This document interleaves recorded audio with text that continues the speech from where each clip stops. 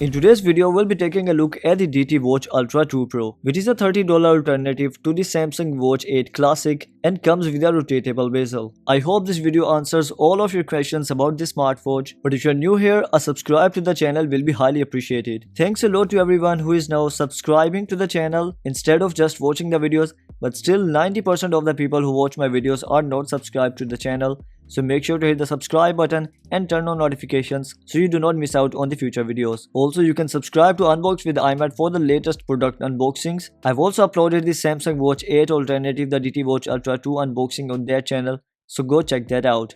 We have usual contents in the box. We get the smartwatch, silicone straps, a wireless charger and a user manual. If you take a closer look on the smartwatch, I really like this new look, the rotatable bezel and also the smaller size. It seems to me that it's smaller than the Samsung Watch Ultra. We get a rotatable bezel on the top. The last Samsung Watch alternative that had rotatable bezel was the GS Watch 6 Classic. To keep the price in a budget range, it is using a 1.43 inches TFT display. Although I would have appreciated an AMOLED display for a better black color purity, a better battery life on the always on display and better vibrancy of the colors. But still, even with the TFT display, the colors are good and the display is brighter even in the daylight. We get 3 buttons on the body, including a menu and return key. Then we have the lock key here, and here we have the sports mode button. It is using quick release straps and you can easily remove the straps, and the straps grip is also quite good and the straps won't come out until you press this button and then get the straps out. So as I mentioned earlier, now the size of the smartwatch is really good. It seems to me that it's smaller than the Samsung Watch Ultra and it looks quite nice and sits quite comfortably on every wrist size, as you can see here. What do you think about its look? Let me know in the comment section below. Taking a quick look at the system UI, we get the control center. After that we have the notifications, and then we get the split screen and the quick access applications. You can also access the quick access applications using this rotatable bezel. After that, here is the menu. The menu also looks quite nice. You can double click this upper key to change the menu style. In my opinion, the default one looks the best, which also looks similar to the Samsung Watch UI. After that, we have 5 built-in watch faces in the smartwatch. If you take a look at them, we have this one. It also shows a compass on the top. It's themed. After that, we have this one. It's a night mode watch face. Here's another watch face similar to the original. Then we get this digital watch face with a lot of widgets. And here is the last built-in watch face we have. Using the Bluetooth version 5.4, it connects with the smartphone using the FitCloud Pro application. And here we also get the dial market, which contains a lot of watch faces inside it, and all of them are totally free. But one thing I have to mention is that the watch faces collection in the FitCloud Pro application is not my favorite. There are a lot of watch faces inside it, but only a few good quality ones. Only this watch face can be customized with your own picture from the gallery, and the customizations it offers includes changing the clock position. Other than that, you cannot do anything. Also, you can install only one watch face either from the gallery or from the dial market. The smartwatch also includes the always on display option. For that, go to display and scroll down to AOD clock. We have 2 options available, one with the pointer clock and one with the digital clock. As far as I have checked, the screen of dial can stay on until the battery runs out, and since it is not using an AMOLED display, so it loses about 15% of the battery in an hour when the always on display is enabled. And as per my experience, it can give you around 6 to 7 hours with the always on display enabled. If they were using an AMOLED display, it would have easily given you 2 days of battery life. And if you move forward to talking about the normal screen time, we have the 30 seconds option, and after 30 seconds of inactivity, the display is going to turn off or turn on the screen of dial. And talking about the gestures, it only comes with the raise to wake gesture. The smartwatch also comes with a lot of sport modes inside it, although I would have really appreciated if it had the GPS option, but it doesn't. If you start a sport mode, there is no option to customize the targets. It directly starts the sports mode, and while the sports mode is running, it will show you the important health metrics depending on the sports mode you are using, but it won't allow you to control the media playing on the device. So this is a big thing missing in my opinion. To test if the pedometer can be trusted to count the steps throughout the day or not, I did a pedometer test and collected a sample of 1000 steps around my house. So let me take you to the results. So I'm back after the pedometer test, If we open the pedometer app now, it has counted 1051 steps. I also took my iPhone 16 Pro with me and I tested the pedometer from 7 p.m. to 8 p.m. and during this time it has counted 1116 steps. So there is a difference of only 65 steps, which is about 5% only, and it's quite impressive to see that without GPS the pedometer is working quite well. Do remember during this time I was randomly walking indoors, outdoors, although most of the steps I took were outside in my lawn. I was moving downstairs, coming back upstairs, going inside the rooms, coming out of them. Still, the difference was only of 65 steps, so it has actually passed my pedometer test. If you take a look at the rest of the sports related applications, we also have the workout records, which stores the workout data. Then you can stay one step ahead of weather with the weather application. It syncs the weather data using the FitCloud Pro application. And if you compare the values with my iPhone, then it's quite good. This much of difference is expected since both of them are using different servers. It also shows the weather for the upcoming days and also the weather conditions for the upcoming days. And we also get the compass application. If you're using it for the first time, you will have to calibrate it first by moving it in the 8 figure. And once the calibration is done right, you can continue using the compass. Using the watch application, you can also set up sedentary reminder as well as drink water reminders, and you can also push more sport modes in your smartwatch. We also have many health related applications including a heart rate checker, blood oxygen, blood pressure and blood glucose level checker.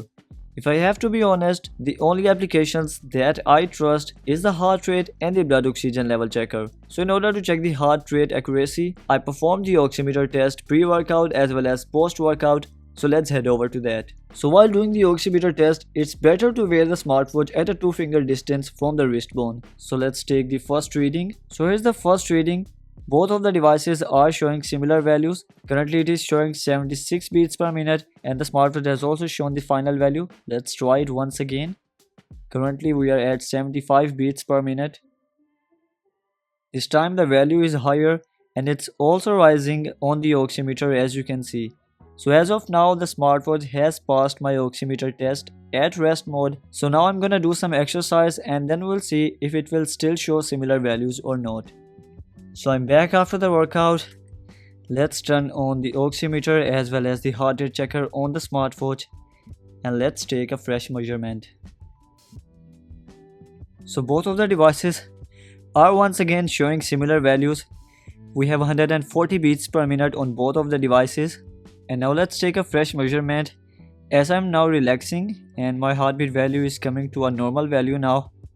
We have 98 beats per minute on the smartwatch. Both of the devices were showing similar values when it started and now you can see that it's going lower on both of the devices. So it's continuously fluctuating and both of the devices continue to show similar values and the smartwatch has passed my oximeter test. But still, I would never recommend you to rely on these smartwatches and always opt for the real health gadgets like an oximeter or a real blood pressure checker. Other than that, in the smartwatch, we also get the sleep tracker. I tested it last night from around 2 a.m. to 5 a.m. I had this smartwatch on my wrist for about 3 hours, but yes, it actually took me around 30 to 40 minutes to fall asleep and the smartwatch has tracked that I slept for 2 hours and 13 minutes, which is quite accurate. I had the do not disturb mode enabled. Also another thing that I would like to share is that I also took a nap from 9 a.m. to around 12, but this time the smartwatch failed to record any data. So I think that the sleep tracker works from 10 p.m. to around 8 a.m. since I was using the same settings from 9 a.m. to 12 p.m. but it failed to track any sleep data. After that we have the Zen mode or the breathe training. You can select the time from here and after that you can start it. Then after running a 3 seconds timer, it's going to start the breathe training.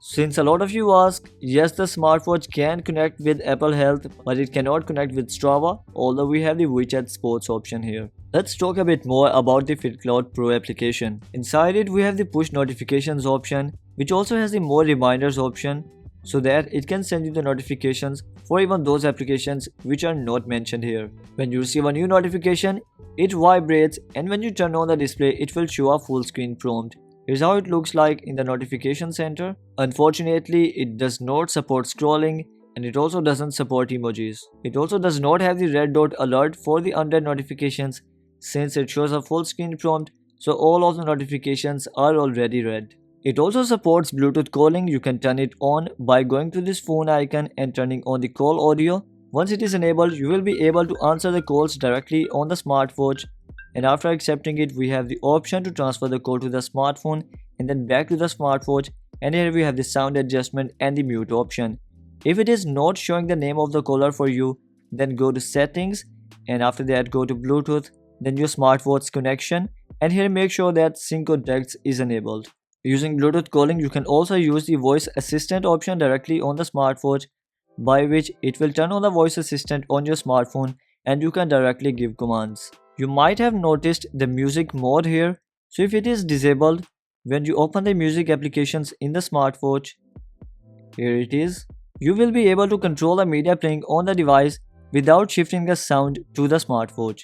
But once you enable this option, it's going to use your smartwatch as a Bluetooth speaker, and you can control as well as stream the sound on the smartwatch. Then we get the motion games option, which has many games inside it, and the actions are carried out by using the raise to wake gesture. You can also push more games in the smartwatch. Here is the game center, and here are the games which are already available in the smartwatch, and it's quite odd to see that they have only made one extra game available and they have called it game center. Maybe just already add this game too in the smartwatch and don't bother adding this section in the watch application. Then we get the basic smartwatch features, like you can click pictures using it, automatic health monitoring, find the smartwatch option, and you can also sync your favorite contacts in the smartwatch. I also found the turn-by-turn navigation option. As far as I have checked, it is not showing the locations here in Pakistan, so maybe it's supposed to work only in China. I would also like to tell you about the software updates. I received this smartwatch last week and I did get a software update after unboxing it. It also gets the ChatGPT option, which is going to use the network sharing option. So you need to be connected to your smartphone and the smartphone needs to be connected with the internet in order for it to work. Let's try that out. Tell me about iPhone 7. It's now generating.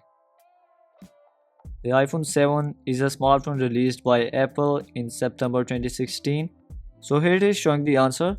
Let's see if tapping here will take me to the complete answer. No, it doesn't. So it's better to ask it the questions which have straightforward answers. If we now talk about the utility applications, we get this stopwatch, and as you can see here, you can add 99 laps in it. Unfortunately, it won't allow you to go back while the stopwatch is running, and you can only take a look at the laps once you have stopped the stopwatch. Then we have timer. Let's set it for a second, and when the timer ends, it starts to vibrate and vibrates only twice then stops.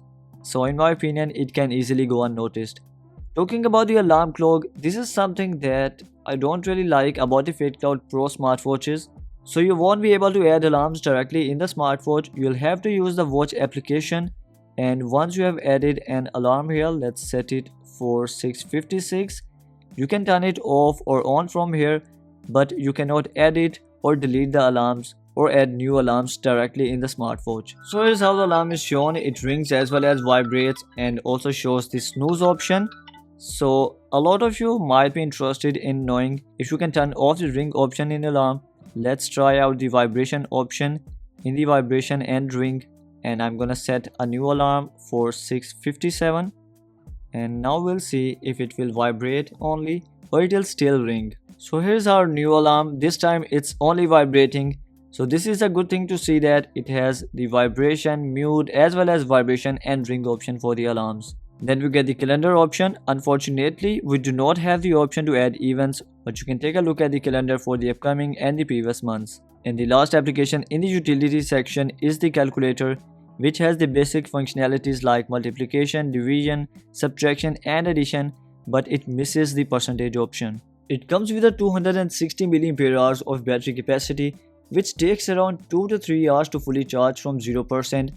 You will be using a 5 volt or low voltage charger to charge it.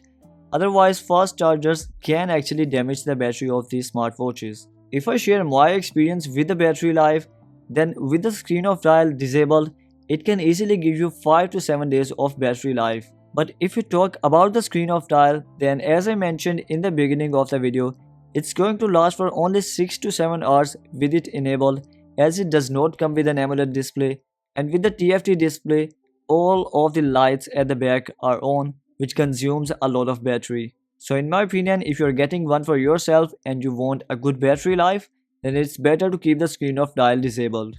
So guys, that's all from today's video. What do you think about it? In my opinion, it's a quite good smartwatch in this price range. The only thing missing in it is an AMOLED display. Other than that, it has a great pedometer as well as oximeter sensors. The battery life without the always on display is quite good. We also get some nice watch faces. Then we get a rotatable bezel here. To get one for yourself, you can find the purchase link in the description box below, and I would really appreciate if you can use that link to purchase this smartwatch. Make sure to turn on the notifications for the future videos like this. I will see you in the next one.